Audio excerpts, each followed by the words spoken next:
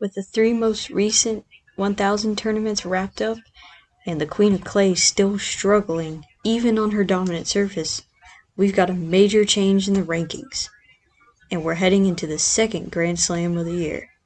This is Baseline Broadcast.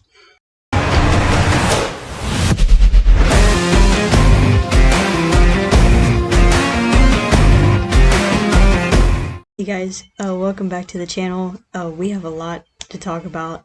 I am so sorry for leaving you guys hanging after Miami, or like in the Miami final actually. I got very busy very quickly, and it was definitely hard to manage the channel, but now that I'm out of school, I have a little bit more time on my hands. I'm actually home from work early, so I have a little bit of time to make this video. One thing that I did want to show you is the footage that I recorded on the day of the Miami final. So I'm going to let you guys watch that real quick, and then we'll get into what happened afterwards.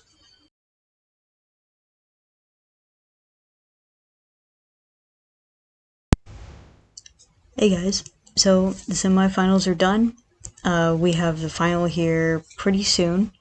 It starts at 2, but I have an errand that I need to run, so I probably won't watch it right away. Yeah, so I will make sure though to get all the I'll try to update the scoreboard as best I can and everything. So, but let's talk about the semifinals. So the first match was Sabalenka against Jasmine Paolini, both of whom have had fairly good years so far, and this was going to be either a really good match or a really one-sided match. And it turned out that Sabalenka was the one that took it. Pretty one-sided, but Paolini had some good moments. Sabalenka, though, broke her 4 times. Jasmine couldn't find the break. But that's okay. Sabalenka is your first finalist. And obviously there's hope for Paolini in the clay season as well. The next semifinal match is Alex Yala against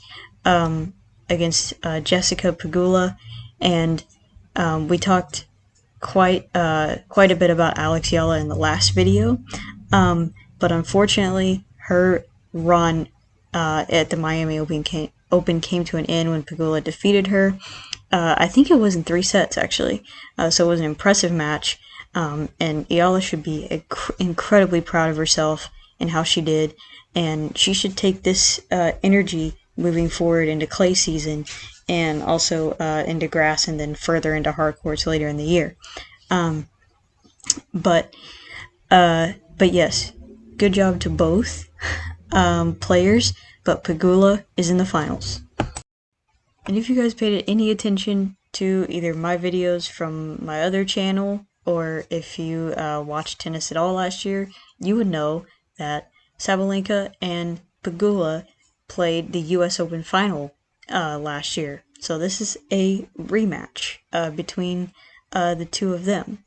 And it is probably going to be pretty similar, probably a pretty tight match, and it'll be fun. So tune in for that.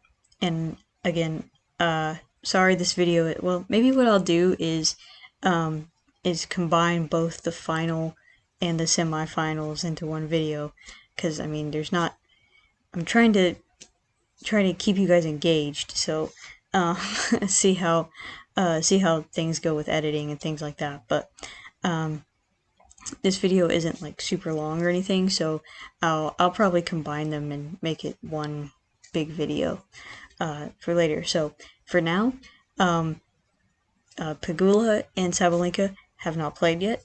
Make your picks. You'll find out by the end of the video who won. See you guys in a bit. So there you go. That was the footage that I recorded before the Miami final back in March. And I I wanted to talk about that final real quick, so let's get into it.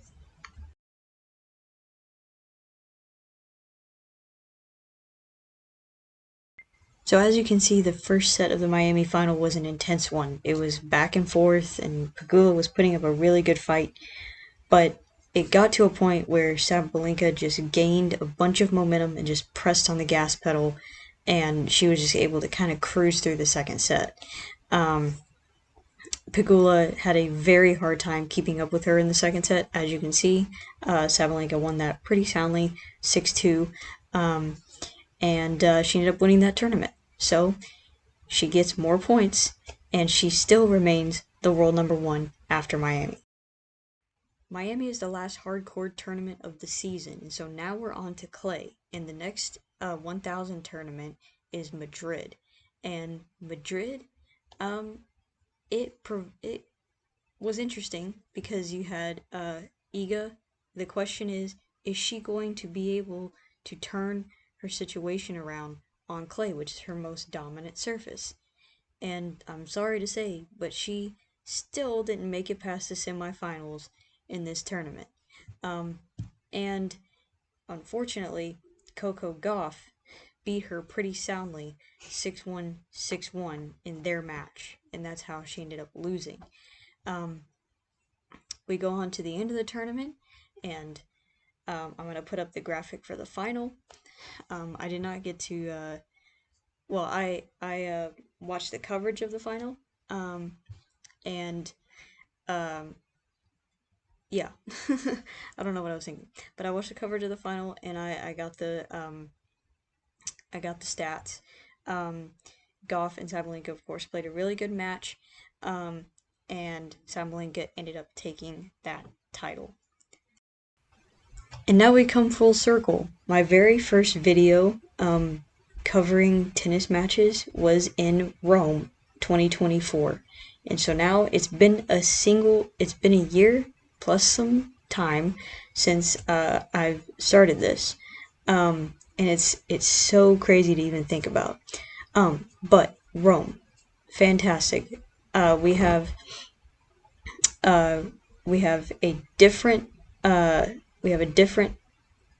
not a different set of people, but it just seems that the rankings are definitely different than they were last year, and Iga's dominance is definitely missing. In Rome, Iga loses in the third round to Danielle Collins, and that's where it gets to be concerning, because this causes her to drop in the rankings, and we'll talk about that in a minute. But Sabalenka still remains number one, even though she lost in the quarterfinals. She's going to be fine. She's going to be focusing on Roland Garros, which is coming up here in just a few days. But